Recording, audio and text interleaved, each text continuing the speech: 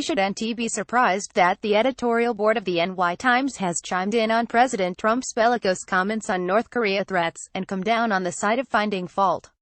They were very enthused by many of Obama's bellicose statements, such as against Osama bin Laden, Al-Qaeda, and setting the red line for Syria. They were much less enthused when Obama failed to uphold said red line.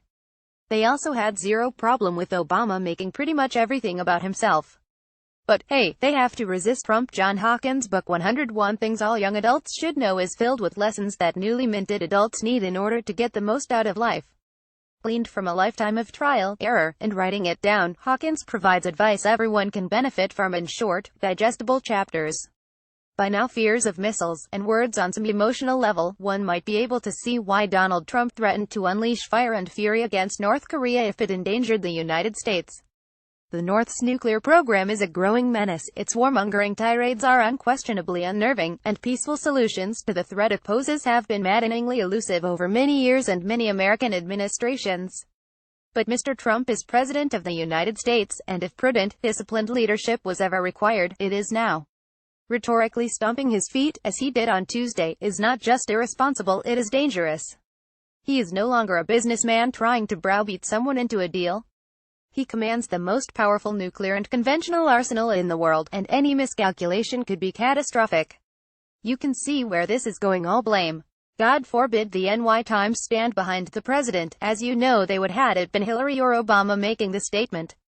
Mr. Trump and his aides must have anticipated that he would be asked by reporters about North Korea after the United Nations Security Council tightened sanctions on Saturday after the North's latest missile tests.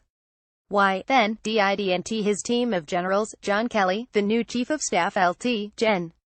H.R. McMaster, the National Security Advisor, and Jim Mattis, the Defense Secretary, who know well the perils of war, caution him about the role of nuclear weapons in national security strategy, about better ways to signal toughness, and about the dangers of idle threats, except, Mr. Trump made no mention of using nuclear weapons.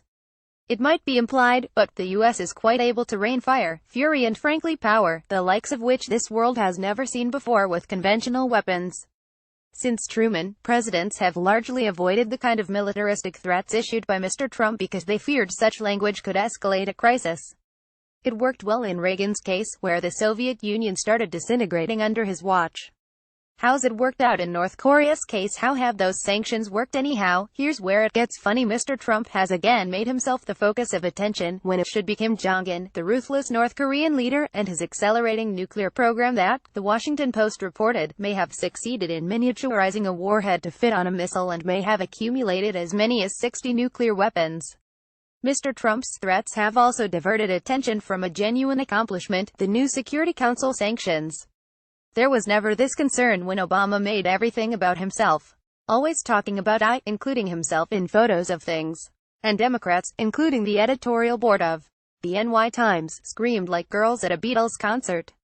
Of course, the making it about himself thing is only a thought in the martini-sipping boardrooms of liberal land, while the rest are saying good job, Mr. President, stand tough for the United States.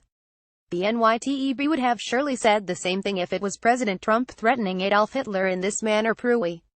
Tougher sanctions, coupled with Mr. Tillerson's continued efforts at a diplomatic solution, are the best path to a peaceful end to this conflict. That is what Mr. Trump should also be focused on. Engaging in a war of words with North Korea only makes it harder for both sides to de-escalate. Again, how have those calm words coupled with sanctions worked out? No one wants war. It would be devastating. The U.S. would be pretty much fine, but millions to tens of millions could be killed, what with Seoul, South Korea, being 30 miles south of the DMZ, with over 25 million in range of regular, chemical, biological, and nuclear weapons. Perhaps it's time to try the forceful tact. Of course, this is the same paper that allowed Susan Rice, who lied repeatedly about what happened in Benghazi, and failed spectacularly when it comes to North Korea, to write an op-ed on North Korea. Crossed at Pirates Cove. Follow me on Twitter at William Teach.